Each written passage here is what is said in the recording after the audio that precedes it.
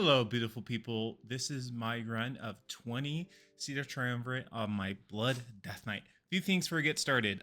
To get Bone Stacks and Runic Power before the pull starts, I hit this turnip. If you are doing this strat in your own keys, make sure you're done hitting the turnip at 9 seconds in the countdown. That gives you enough time for combat to drop and you to actually start. I will say I did this key what feels like a bajillion times, 68 attempts this key, and I finally time it. This is a hard key. 20C is hard no matter who you are. So my encouragement to you, if you're hitting your head against a certain key level right now, I don't care what it is, keep going, keep looking for ways to improve your route, to improve your play, and keep cool. Be calm, breathe, be frustrated. You'll eventually get the time with enough reps and you wanting to be better and getting better and putting that time in. I promise you, you will get better. So you see me hitting this turnip, hits 10, I don't hit it again. But if you were to hit it again, just make sure you hit it at 9 seconds and you're done so combat can drop. You can see we started a little bit late because it took some time for my combat to drop because I had my dancing rune weapon up. But here we go. A big thing is everyone here will usually ask for triple subjugators. Let me tell you right now, you don't need to do that. I pulled double subjugators and we timed with about 2 minutes left. You do not need to have triple subjugators on your first pull to time this. I was in a couple of keys where the person was being very rude and a little mean because it's the pug world. It's to be expected. They're saying you'll never time doing double, blah, blah, blah, this, that, and the other. I don't know. We just timed doing double with 2 minutes left. I think it's possible. So with that said, if you're getting someone in your pug group telling you you have to pull triple the time, that is a lie from the pit of hell. No, you don't.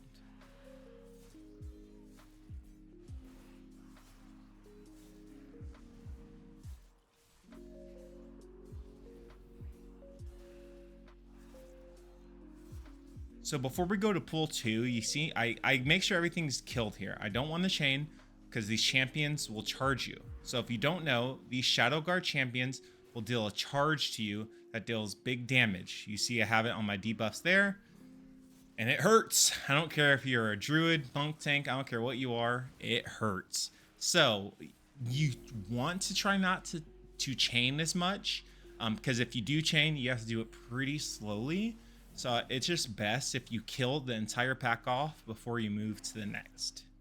You see here, I grabbed the Subjugator with the Shadow Guard champions, and I'm looking for these little guys. What are they called? Famished Broken. So I grab them here. There's 2 ways to do this here. For this second pull, you can grab the Famished Broken to help do big cleave here for the pull. Or if you would like, you can save the Famished Broken for the boss. It depends on your comp. If you have an arms warrior, maybe you want to bring the Famished Broken into the boss, but I just brought in with the pack. Not really a big deal, it just depends on your comp and what you have as the tank. As you can see, before I move on to pool number 3, our boss pool, everything dies first, because that champion charge, we want to avoid that. I go in, Death and Decay, I interrupt the Dark Conjurer, and I pull everything. I pull the Subjugator group along with the Champion pack. This is pretty much a repeat of the last pull. Things to watch out here are for the Chains of Subjugation that's cast by the Merciless Subjugator. What that's going to do is that's going to put a big old ring, as you saw around you, and it'll deal AoE. It'll deal damage to you, and it'll deal AoE damage to everyone inside your circle. If you're a Death Knight, doesn't matter, Blood, Unholy Frost, you can AMS the chains, so it doesn't even cast on you. But if you do get cast on, like I did myself, just stand away from other people. You'll take damage, nothing you can do about that, just be away from others. So that Subjugator dies, and I pull it into the boss, because I want to keep as much uptime as possible. And here we are, we're ready to game. This boss, very easy boss. The only thing there's 2 things that are annoying about this boss. One, his Void Slash, which is big tank damage. So you want to be, I don't like the Void Slash. It hurts, but if you are a Blood Death Knight tanking this, you can AMS every Void Slash so you don't take damage. 2, so 1 is the tank Void Slash, and 2, it would be these ads. So these ads are coming, and if they hit the boss, it's a wipe. It will kill everyone around. It will deal big damage. So you want to keep kiting the boss around and making sure the ads never touch the boss. That leaves us in some pretty funny situations. But you're just constantly kiting this boss. That's all you're doing. You're just kiting, kiting, kiting, and more kiting. So those are the 2 real big things you have to watch out for as a tank on this. The Void Slash, which deals a lot of damage, as well as the ads. There's a few ways to deal with these slimes ads here. You can kite them, or you can like CC them, slow them. I know warlocks can banish them. You can do Shackle Undead on Priest. Priests can also do Mind Control, where it makes them friendly, and they don't deal damage when they touch the boss. So there's a lot of ways to handle them. You can see our monk paralysis, one of them. We have an ice trap from a hunter on one of them that keeps him stationary for a minute. But that's really all there is to this fight. Again, you want to be careful of the 1, Void Slash, and 2, you're always moving with this boss. Outside of that, there's nothing real crazy about this. So enjoy the rest of the fight.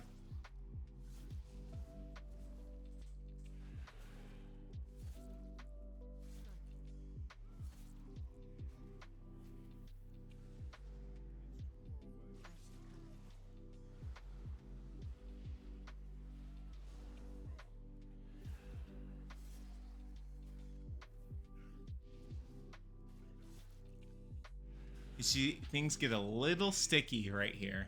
Me trying to move the boss so the slimes don't touch him. You have to do some finagling sometimes.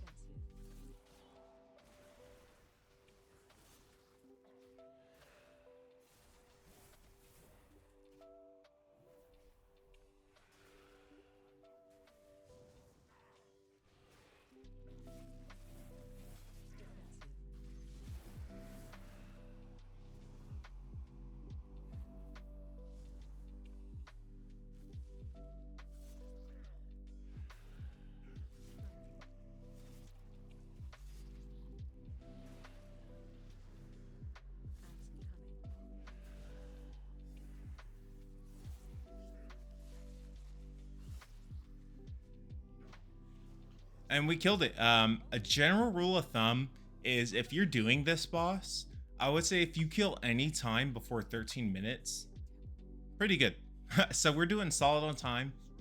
The boss took us 3 minutes and 22 seconds. If you look at my timer, it has like the gold and breakdown and things like that.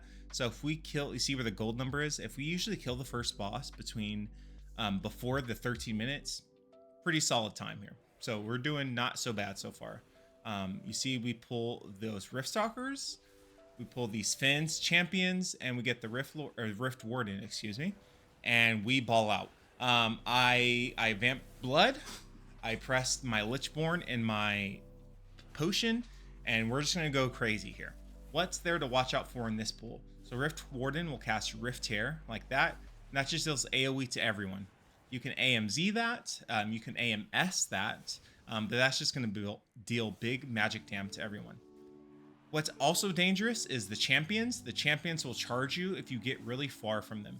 So if you're a tank, do not get far from your champions. Be in close range at all times.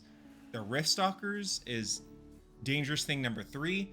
They will teleport and deal random like dot damage to someone and heal. So pretty scary pull, but nothing you can't handle. This next pull I like to call a cooldown pull. So I just pull 2 Umbral Fins with the Rift Warden and we go hard. Again, what's dangerous in this pull? The Rift Warden will cast Rift Tear, and that will deal big AoE damage to everyone like you're going to see right now. And the Ravenous Umbral Fins that you see on the screen, they just deal very, very heavy single target damage. So the Umbral Fins are not a threat to your group at all. They're much more of a threat to you as the tank. This pull is very easy. A lot of people will pull the Void Caller because there's a pack right behind me. A lot of people will pull that in. That is too much. I think that's scary because there's a Rift Stalker and a caster. So I'd rather just pull more in the first half of the dungeon than here. So that's why I don't pull that. And this is a cooldown pull. We want our cooldowns to build up because we're going into a big pull right here. So we're going to pull all these champions, the conjures. Now I'm going to pull it back a little bit. You see I walked forward to avoid the charges from the champions. And I grab these 2 Umbral Fins. And I grab the Subjugator here. And we go here and we just start gaming. What's there to watch out for in this pull? The Merciless Subjugator will cast the Chains of Subjugation. Again, I AM-dest it to avoid getting that put on me. And then you have the Dark Conjurer who will cast. So make sure you're interrupting the Conjurer cast and that you're not stacking on your friends for the Subjugator. And that's it. Again, the champions will deal big single target damage to you. So will the Umbral Fins.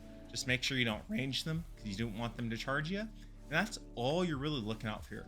What I will also add is that Dark Conjurer will have a Void Walker add, a little like Void Walker. That is scary because the Void Walker deals pulsing AoE damage to people. So what I've seen some groups do is they will banish the Void Walker or you'll kill it first things first. Depending on how you want to handle it, what your group comp is, you do that. We didn't have a Warlock to banish the Void Caller, so we just AoE'd it down and we got it. This is a big pull here. We have a Warden, we have a Conjurer, we have 2 Umbral Fins, we have 2 champions. This is a big pull. This is very dangerous for the tank here. You want to make sure you save some CDs for this pull here. You can see I AMZ'd the Rift Tear. I put it on my Boomy and my casters, my Devourers. And I will also pop Purgatory in this pool. This is a big pool. I played it miscorrectly, so I don't have to pop Purgatory. If you are a Blood Death Knight, you don't have to pop Purgatory this pool. It's not ideal, but we did. This is a scary pool. Again, you have the Rift Tears to look out for. There's my Purgatory. You have the 2 champions. You have the 2 Umbral Fins. You have a caster. You have a Void Walker. You have the big AoE from the Rift Tear. There's a lot going on in this pool here. Not much you can get around. This pool is dangerous for you as the tank and for your group, but it's doable. And from here, we have another big pool up that seems on the surface of it, it looks scary, but it's not scary. And we actually lusted this pool that's coming up. You should save lust for boss, but we timed this, so, to each their own. It worked out for us. But you want to grab all these brokens, you want to hug this left wall, and we're going all the way up to the Rift Warden here. Again, this looks scary. It's not as scary here. Grab the Rift Warden with all these famished broken, and we're going to add this Conjurer and War Adept. So you see that Conjurer, I grip in, I get some damage on it, I do some blood boils to get aggro, I pop Icebound, and I go for it. You can see we did lust there. We do not need lust for this pool, but it also doesn't hurt because we did time this, so it's doable. What's scary though about this pool? You have the Conjure, which you have to always interrupt. You also have the Rift Warden, who does the Rift Tear AoE. You have the Rift Stalker, who will randomly teleport to different members and stab them for big dot damage. And then you have this Umbral War Adept that will cast Void Bash and knock you back. So there's a lot of stuff going on. I wouldn't say this is like a super dangerous pool, just things, there's a lot going on to be on the watch out for and be looking out for. We lusted here, and as you can see, I do my best. I do not pull this Umbral War Adept into the boss because he does the knockback, and that's scary. I don't want to deal with that with the boss. I notice I have a Monk Mistweaver, and mana doesn't exist for them, so I grab all the Famished Broken, I grab the boss, and we go to game. There's nothing too scary about this boss. You'll see also that these mines that show up, I will soak a couple of them, about 3 to 4 every time they pop up for the first round. Kyle, why would you do that? Aren't you just taking extra damage? Yes, you're 1000%. I am taking extra damage, But the benefit of why you would do that is because if you have melee classes, healers, attackers, they run a chance of running into the bombs, and you don't want them to run into the bombs. So you want to, if you can pop them yourself, you can do that, especially if you're a tank. Pop bombs, pop 3 to 4 if you're a tank. You want to keep your melee safe, keep your melee from running into them. On top of that, when you do the AoE burst bombs, you'll take less damage. So you do it for 2 reasons. 1, safety. 2, less damage. We have less bombs, less to soak there, so there's less damage going out. It's a win-win. And tanks, you can easily soak these bombs, especially if you're a Blood Death Knight. You can just press AMS and soak a whole line of bombs. I wouldn't worry too much about that. So there's our bombs that come up. You'll see me, I take a couple here. And then we just game. I got 4, then we just game. What else there is to worry about? So after these bombs go off, and I'll just show you as it goes. So there's an interrupt on the Shade Wing that goes out every once in a while. There's a missed bomb, I grab it. Now here's the big mechanic, overload. So overload, it's a big AoE damage to everyone, and it leaves you a dot as well. So it does initial damage when it's casted, and then it leaves a dot on you that deals continuous damage. This is a big healer thing. There's nothing you could do much about it as a tank. If you are a Death Knight, you can press AMZ. If you're a Death Knight of any flavor, you can press AMZ. But it's one of those things where you try to help out the best you can, pop a defensive, pop some group-wide defensives, and you just ball. So those are the big things. 1, you soak the orbs as a tank. Try to soak 3 to 4. 2, the overload. And then 3, the Shade Wing will jump around, attack someone, give them a dot, and do a cast that you want to interrupt. That's what's really going on with this boss. Again, this boss is not too scary, but it can become hectic because you can have DPS, get the overload tick, plus the Shade Wing jump, plus the Shade Wing dot, and it's just a lot. And then you have to soak orbs. It's just a lot. There's a lot going on here.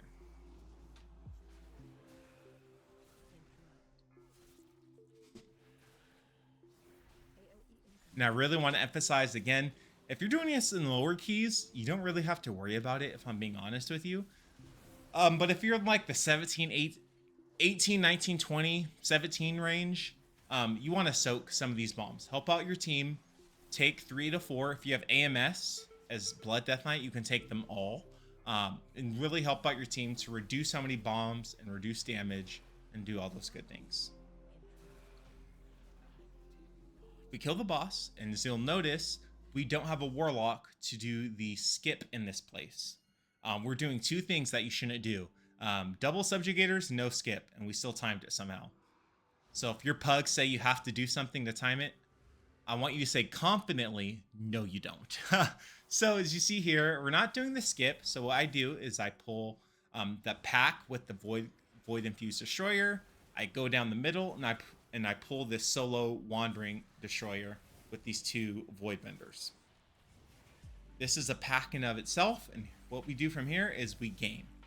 What's there to watch out for this pool? So the Void Infused Destroyers will give 2 big blue circles that are called Eruption, and like you see right there, they'll just knock everyone up and deal big damage. So make sure no one else is in there. You move out of it. They also cast Void Cleave, which is just a really big cleave area, and if you stand in it, you're gonna die.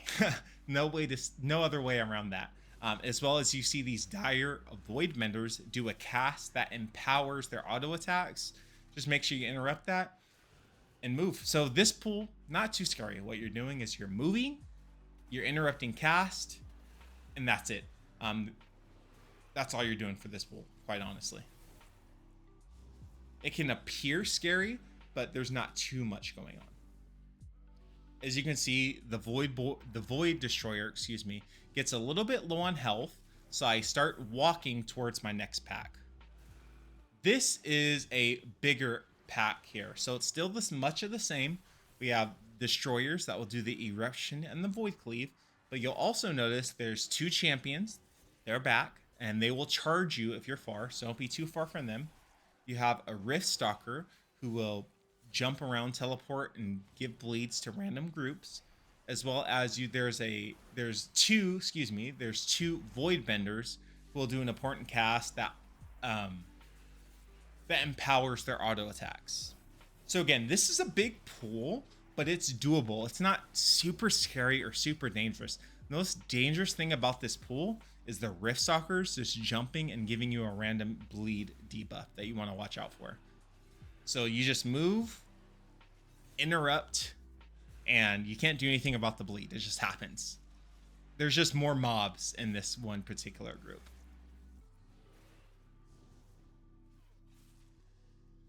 Once I'm down to 1 destroyer, you see I'm starting to kite here a little bit just to move forward. And here comes a big pool that looks scary, but this pool is not scary. I grab these 2 void benders, which will again cast the abyssal enhancement, which enhances their auto attacks, and 2 grand shadow weavers. What these shadow weavers do will grab these gates that just have these big orbs that you just want to avoid, and that's it. You just want to avoid the orbs. You see I lose aggro here, and I'm not sure how. He ate a taunt, if you saw that. I grab him again. Thank God my Boomy can eat a hit. He ate a taunt. That's kind of crazy. But here we go. What's scary in this pool? This pool looks very scary, but it's not as long as you dodge. You have the void benders. You have their auto attack enhancers. So if you just interrupt that, and then the gates, shadow weavers, grand shadow weavers will do those gates where it casts the ball, and you just have to avoid.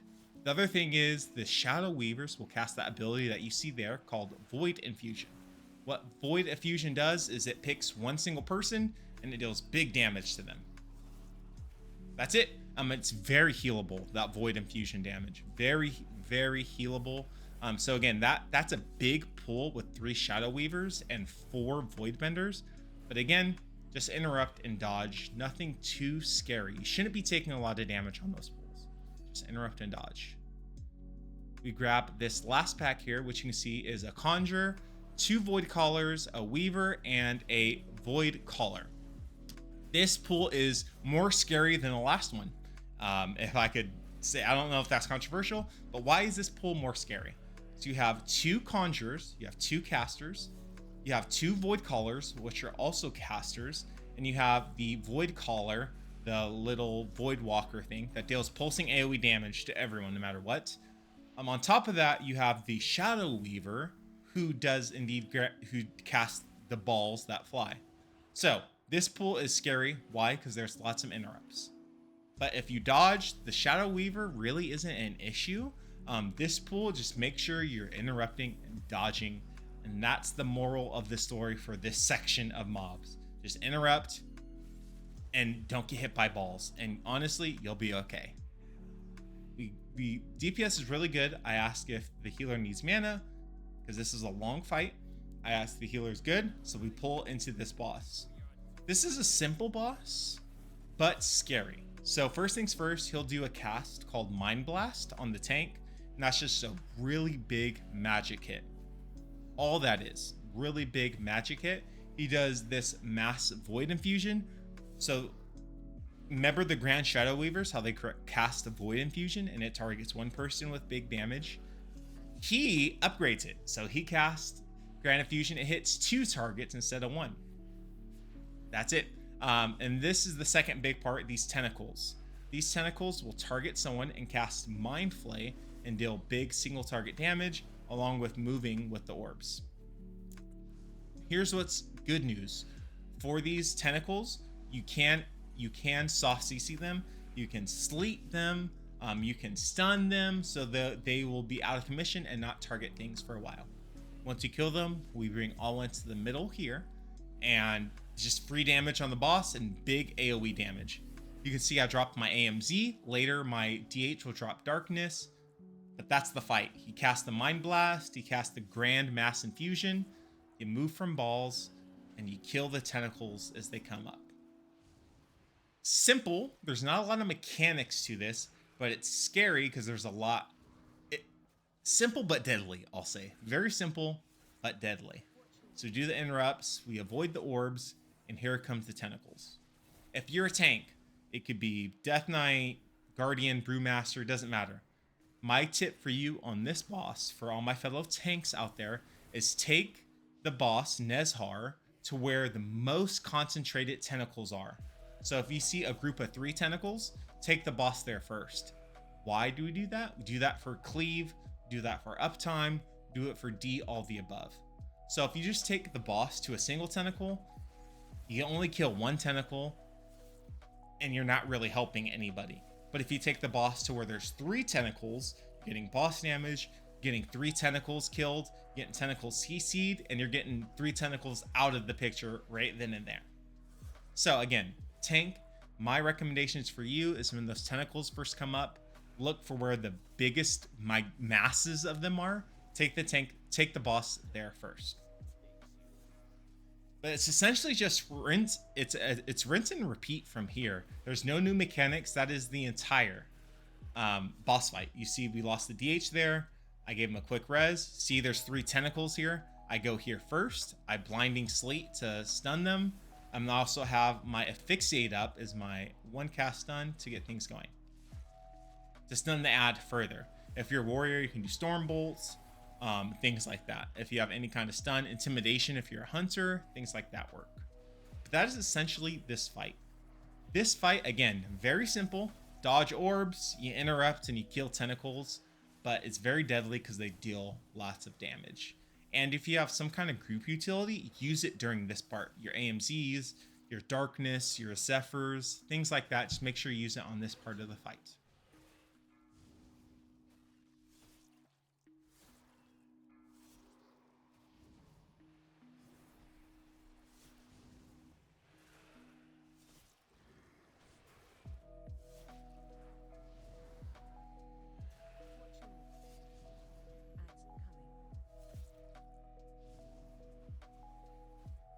See, there's 3 there. I take the 3 there. I take the boss here because there's 3. That's the highest amount of cleave boss damage that we can get here. As you can see, I leave a little early to start damage on the other ones that are solo by themselves. Our DPS makes quick work and they're thinking the same thing.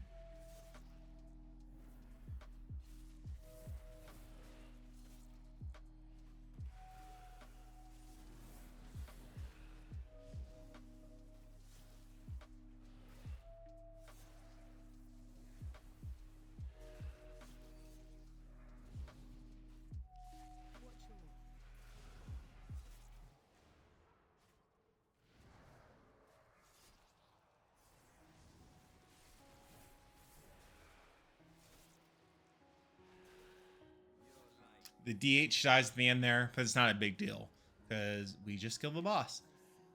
And I'm trying to breathe here. I'm excited. So you can see I'm saying breathe, lock in. We got this. This boomy goes off like the boomy saying I don't do a lot of damage. There's a lot of typing here. I'm just like reminding, really this is for myself too. Just breathe. We got this. We have 6 minutes after 5 minutes, 45 seconds after RP. We have time here. This boss usually takes about 4 minutes, 4.5 minutes with Lust. That's all we got to do. So if you come into this boss with 4.5, 5 minutes, you're okay. Just breathe. You got this. This boss is on the easier side of things. So with that said, let's jump right into this boss. You can see I put on my death and decay so I can instantly aggro them as they go active. And here we go. We are gaming. He does a cast and I move the boss to right below these stairs. It's just easier targeting. We do right here. The first thing this boss will do lines like this. Just move, don't get hit by the lines. During this disintegrate, during that phase, the boss will also send a big single target damage to you as the tank. Just eat it. With this, everyone will get 3 lines. And when I look around, you'll see there's like runes around the room. You want to aim these lines at the runes to make the boss get super vulnerable stage. Now, a question you might ask is, Kyle, okay, how do we know what to aim at? Well, as you see, I just looked up. I'm trying to see, okay, which runes are still up in the air. They have like that echo, that ring coming off of them like here. And I get pre-positioned. And you can tell the line is on him when it's shooting that purple out of it. So I pre-positioned, I see that it's hitting. Here we go. Now we get into the big damage phase. What happens when he casts Symphony of the Eternal Night or something like that? He takes 200% more damage for 20 seconds and he's stunned. So as you can see, we popped everything, our pre-potions, our heroism, and we just go in there and we try to do as much damage as we possibly can while he takes 200% more damage. And that is rinse and repeat. So one, you avoid circles, you avoid the line that he does. Two, you avoid the big AoE purple circles. Three, you line up the big sonic blast. You line up the blast with the runes. Five, profit. That's essentially what's going on. Again, this is a simple boss. You don't have to rack your brain to understand the mechanics, but it is deadly because as you can see, it's doing a lot of damage. So here we see these lines. They take him out to runes. And once that goes off, boom, those lines go off. They hit the runes and we get that big single target attack. See these big circles on the ground? We go to the free space. Boss is in a great position. We move him a little bit and we get ready to do it again. We avoid lines. I put an AMZ down here. There comes the single target and I'm going to start looking around to see what runes need to be hit. If the runes are in the air, they need to be hit. If they're not in the air, they don't need to be hit. I see these are hit and I'm like, oh, let me just move around. So I moved. It gets hit. It goes to the ground. And here's phase 2 of 200% more damage. So again, you look for the runes that are in the air and you know it's lined up when there's like purple coming off of them. You do that twice. He goes into his 200% do deep damage phase. That is essentially the fight. There's nothing more, nothing less. We kill him. We don't kill him in this phase, but we kill him shortly after this. Again, I did this dungeon like 68 attempts before I finally got it. So my encouragement to you is keep on learning better. Keep perfecting your route. Watch people who do it on hires. Watch them. Learn tips, tricks, videos like this. And I promise you, you will get it and it will feel so good when you finally get it. I can promise you that. But that's it. Hopefully you learned something. You got connected. Leave a comment. What did you learn, if anything? And with that in mind, WoW is my hobby. This is my side project. This is my passion. My main thing I do is I have a podcast called Kyle Talks. So if you're interested in having conversations with billionaires, go ahead and check that out. Until then, Jesus Christ is Lord. And I'll see you guys on the next one. Peace.